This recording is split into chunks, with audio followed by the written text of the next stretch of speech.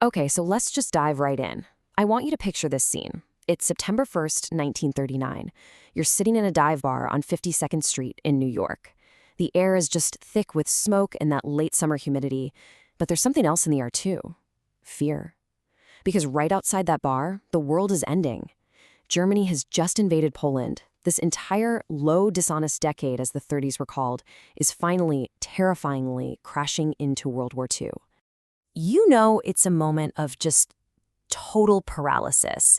And for W.H. Auden, sitting right there in that bar, there was absolutely no guarantee of how things were going to end. Just this overwhelming feeling of complete and utter helplessness. And that feeling, that's our starting point. We're going to explore how Auden, as a witness to this collapsing world, used three incredible poems to grapple with it all. Epitaph on a Tyrant, In Memory of W.B. Yeats, and of course, September 1, 1939. And this brings us to the central question, one that honestly has kept me up at night.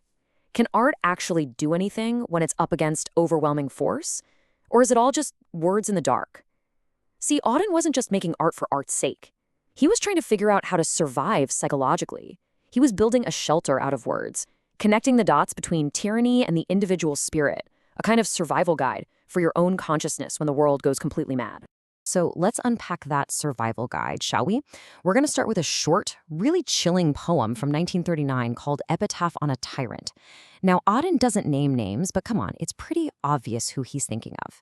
And the genius of it is that it fits the archetype. Hitler, Stalin, Mussolini.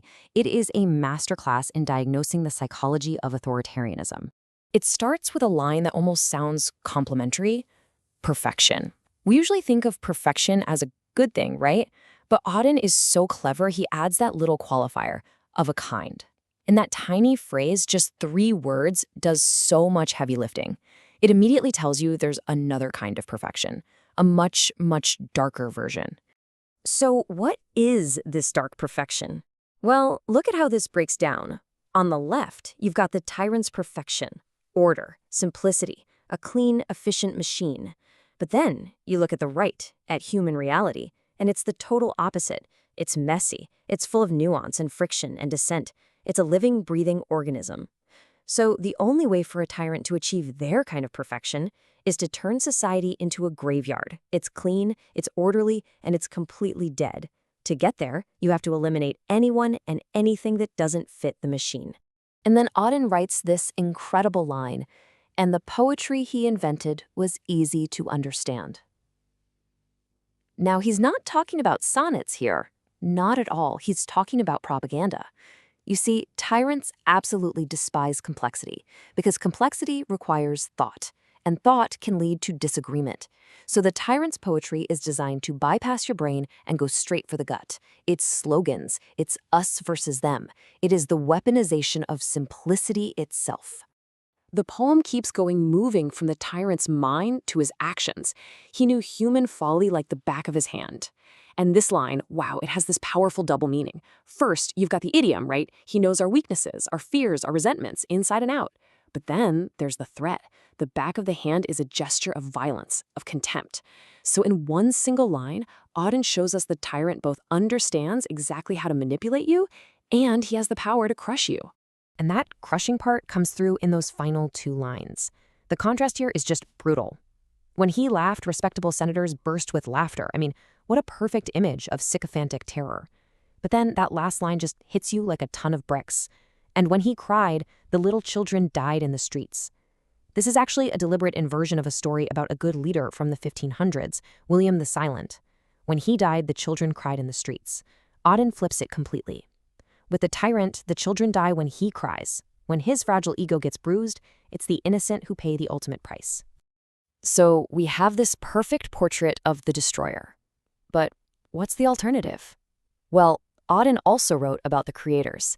In January 1939, just a few months before the invasion of Poland, the great Irish poet W.B. Yeats died, and Auden wrote this incredible elegy for him, In Memory of W.B. Yeats. And this poem, it feels totally different. It starts with this intense feeling of cold, captured in this weirdly specific, almost clinical image. The mercury in the mouth, that's a thermometer. Auden is stressing that death is a physical event. It's not some glorious romantic journey. The body fails, the temperature drops. and the world just keeps on going, completely indifferent. But then there's a pivot. The man dies, yes, but something else happens to his work. Auden writes, he became his admirers. This is such a profound idea. Once the artist is gone, their work gets modified in the guts of the living. We take their words and we apply them to our own lives, to our own times. The poet dissolves, but the poetry survives by literally becoming a part of us. But then, right in the middle of this beautiful, moving poem, Auden drops a bomb, a line that people have been arguing about for 80 years. And at first, it sounds like a total confession of defeat. So here it is. For poetry makes nothing happen. I mean, if that's true, why even write? It feels like he's confessing that art is totally useless, that the tyrant is all-powerful and the poet is just weak. But is that what he's really saying? No, of course not. You just have to look very closely at the words. It makes nothing happen. As you can see here, in the world of action, poetry doesn't stop a tank. It doesn't pass a law. That's the world of generals and politicians. But Auden says poetry survives over here, in the world of happening. It operates on our internal world. It changes our consciousness. It preserves human truth. It doesn't change history, maybe, but it changes the people who have to live through history. And in a time of what he calls intellectual disgrace, just preserving that internal space, well, that's a radical act. And the poem ends with this total shift in tone, becoming almost like a prayer. He's calling on poets to teach the free man how to praise. Even when the nightmare is closing in all around you, the job of art is to find that healing fountain, to find a reason to praise life in spite of all the horror. Which really is the perfect setup for our third and final poem. Now we're leaving the poet's deathbed and walking straight back into the catastrophe of September 1st, 1939. The speaker is back in that dive bar, uncertain and afraid, smelling what he calls the unmentionable odor of death. And right away, Auden tries to diagnose why this is all happening. He doesn't just say, oh, Hitler is evil. No, Auden traces the lineage of this madness. He argues that this monster wasn't just born from nothing. He points to the punishment of Germany after World War I, the Treaty of Versailles, and he makes this devastating point.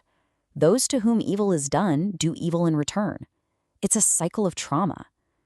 Political evil, you see, has a genealogy. It comes from somewhere.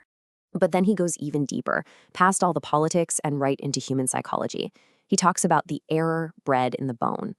And this feels like the absolute core of his diagnosis. The political problem is, at its root, a human problem. Deep inside all of us, he says, is this craving not for universal love, but to be loved alone. It's pure narcissism. It's the little dictator inside every single one of us, and that selfishness is what scales up into fascism.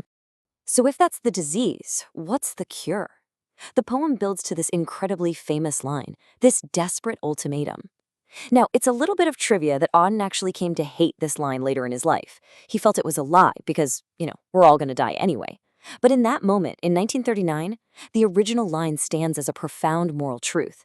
If we don't overcome that selfish desire, we are finished as a civilization. It's that simple.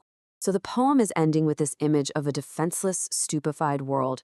But then, in all that darkness, the speaker sees something else. He sees ironic points of light. This might just be my favorite image in all of Auden.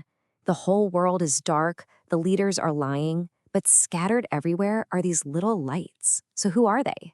They're the just. They're ordinary people just trying to remain human. They don't have power, that's why the points of light are ironic.